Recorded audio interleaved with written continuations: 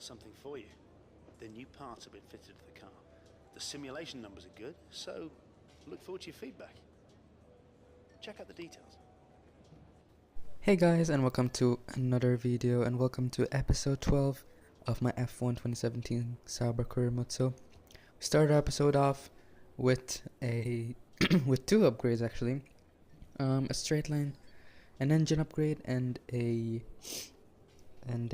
durability upgrade. So as you guys probably noticed, the quality of this video isn't the best, and I apologize because I actually uploaded this video already, but it got copyrighted, and yeah, it got removed from YouTube, and I had to edit it again, and for some reason the video came out very wrong. So I hope you enjoy it how it is.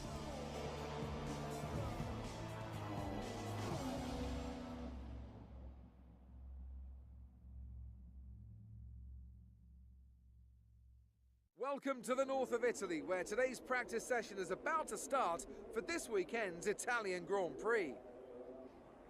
One of the most famous corners here at Monza is the Variante del Rettifiglio, the first corner chicane. It's been the scene of so many first lap incidents over the years, and I think the teams will be holding their breath, hoping that they make it through that corner cleanly at the start today. This is such a tricky corner to find the right braking point for. You approach it around 220 miles per hour down the main straight, then scrub off 170 miles per hour in just over 100 meters. It's very easy, therefore, to overshoot and end up driving through the escape road. So there you go, this is practice one. It was a pretty decent session.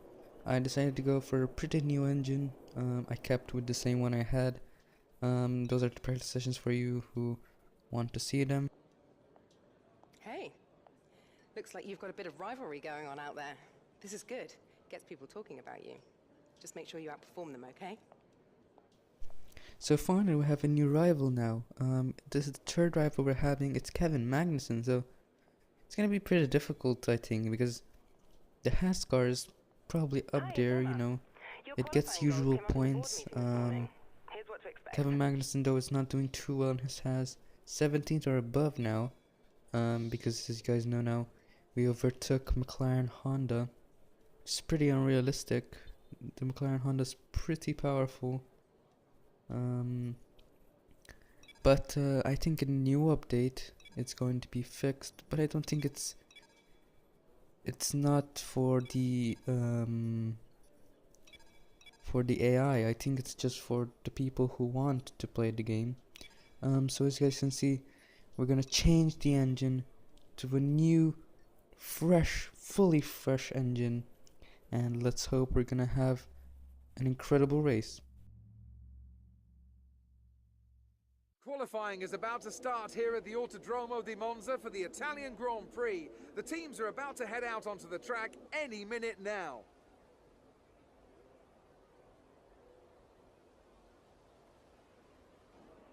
With the weather as it is today, Anthony Davidson, we have, to some extent, to throw the form book out of the window. Who do you see having the advantage on this slippery, unpredictable track surface? Traditionally, these are very Adrian Newey conditions. The Red Bull's habit of creating incredible downforce coupled with the high rake they like to run is perfect for the wet, and it's helped them close the power gap a number of times over recent years. I think Force India as well, always a bit of a dark horse in changeable conditions, and of course the McLarens have a fairly good chassis.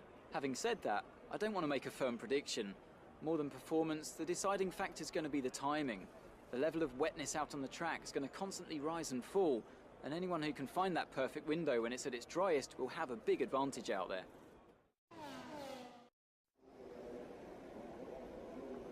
It won't be easy getting out of this qualifying session.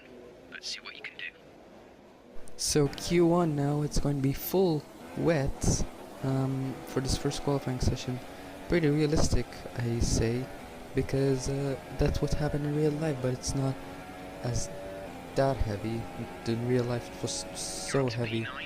So this is our best lap so far, puts us up to P9 in front of Esteban Ocon, and pretty much let's hope we can get in, and no we cannot. 16, just about not getting into Q2, so very unlucky there. And Kevin Magnussen is winning the reputation for now. This is our reputation, and yeah, it's going to be P16 for the start. I was actually thinking to change the engine, you know, build a new engine to have more engines, but I thought I better not do that for now, and let's hope we'll have a good race, you know, maybe pass a few cars down the inside, and yeah, we'll hope to have a good race.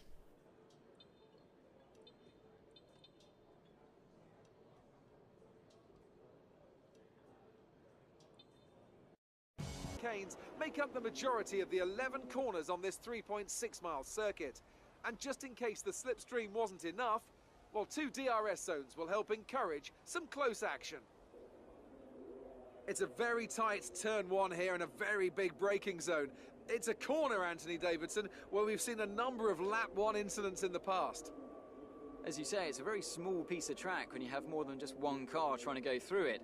The actual run down towards the chicane is quite wide, so off the start, we'll often see drivers running 2 or maybe 3 abreast as they come up towards the braking zone. Everyone wants to brake late, of course, to win track position, and that tends to be where we see a lot of contact. And you'll see the more experienced drivers kind of hang back a little into here and focus more on picking up the pieces from other people's incidents. Well then, after an exciting qualifying session yesterday, let's take a look at how the cars line up. Kimi Raikkonen's perfect lap yesterday sees him start from pole position, and Valtteri Bottas will line up alongside. Looking down the rest of the grid, we have Vettel, Hamilton, Felipe Massa and Stroll, Verstappen, Perez, Ricciardo and Esteban Ocon, Grosjean, Hülkenberg, Kevin Magnussen and Kvyat, Palmer and De Sauber, Carlos Sainz and Pascal Wehrlein. Van Dorn and Fernando Alonso starts from the back of the grid. Now it's almost time to lights out, so let's go down to the track. This is our engine supplier's home Grand Prix. Let's give them a race worth watching.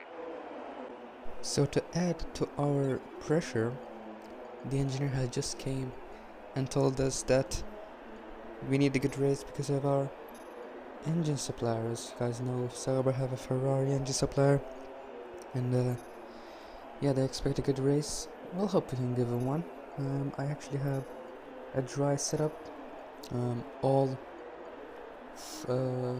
top speed setup, and yeah, we hope that can give us a huge advantage compared to the others, and yeah, we'll be able to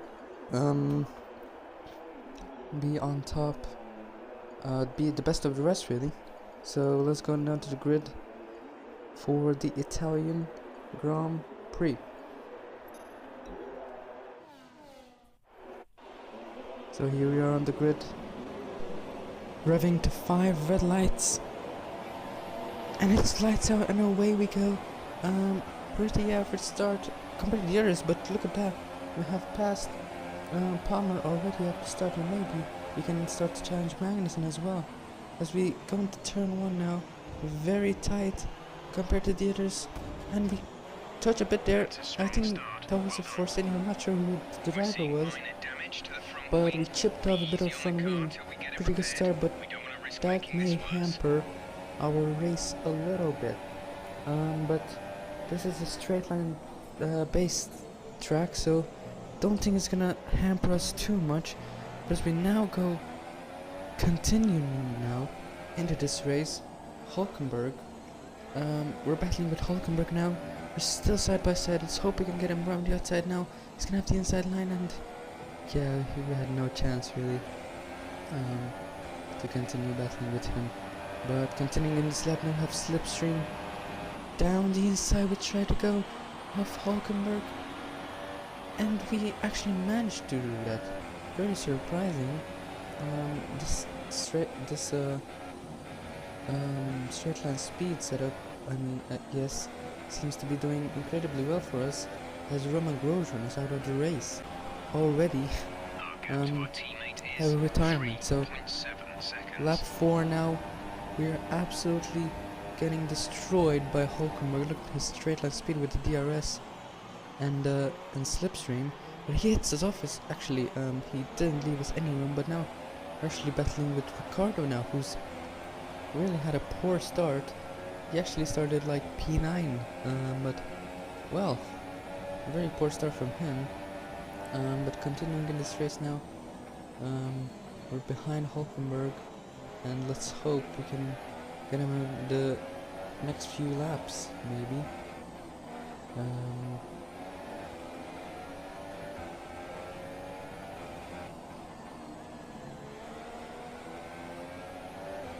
We still have our damaged front wing, as you guys know, but next lap now, on the straight, side by side with Ricardo, and there's someone else actually coming. I think it's Kvyat. 3 wide is going to be into the first corner. Kvyat makes a huge lockup, going to be 3 wide once again, and that was never going to work out. Let's see the onboard replay from Kvyat now, down the inside of all of us. Look at that huge lockup. That's going to destroy his tires. He's on the super softs and he gets barged out of the way by Ricardo. Continuing in this lap now, Ricardo's still fighting with him. He pushes us wide, and oh my goodness me, huge crash.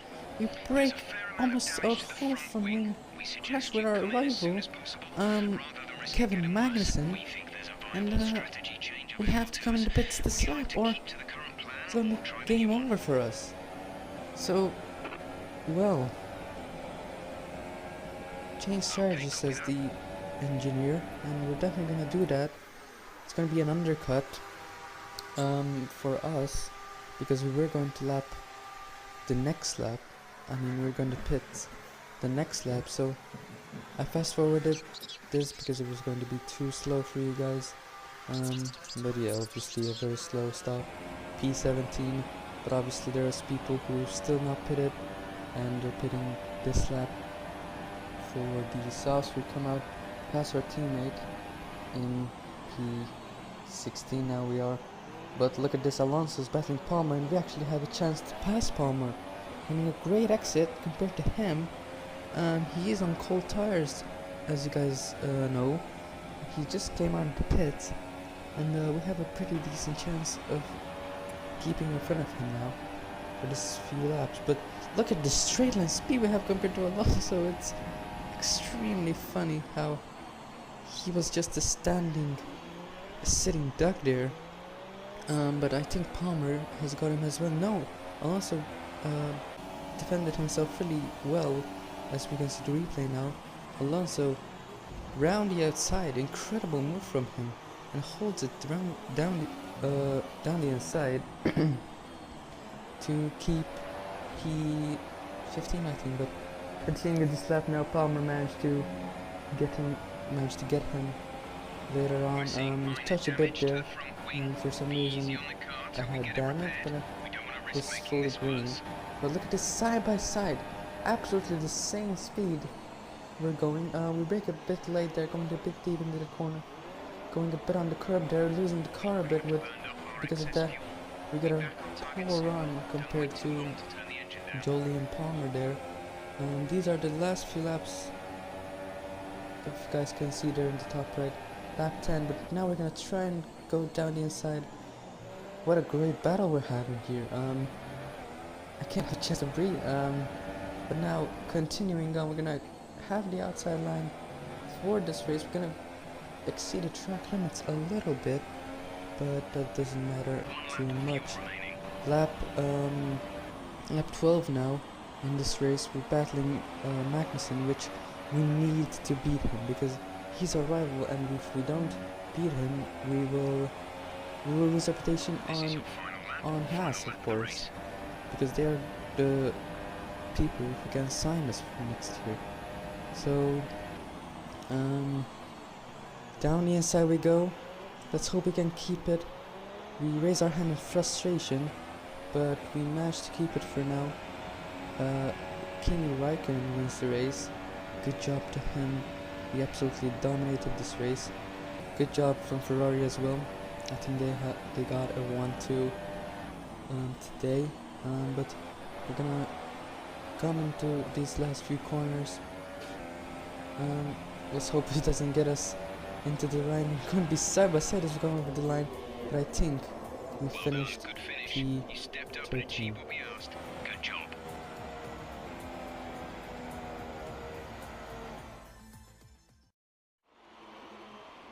A great win then for the Maranello team today.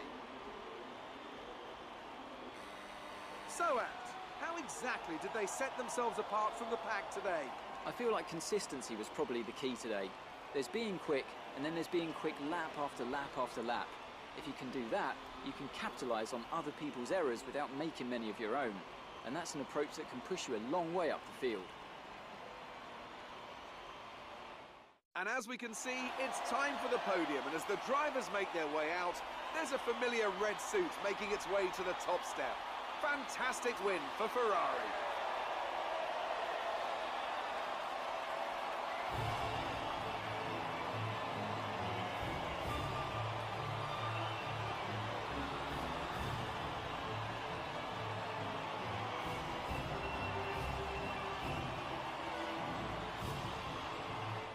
So then, it's time to see how this result affects the Drivers' Championship. It's a good result for Sebastian Vettel, who moves further ahead at the top of the table. Now then, Anthony Davidson, who was your driver of the day?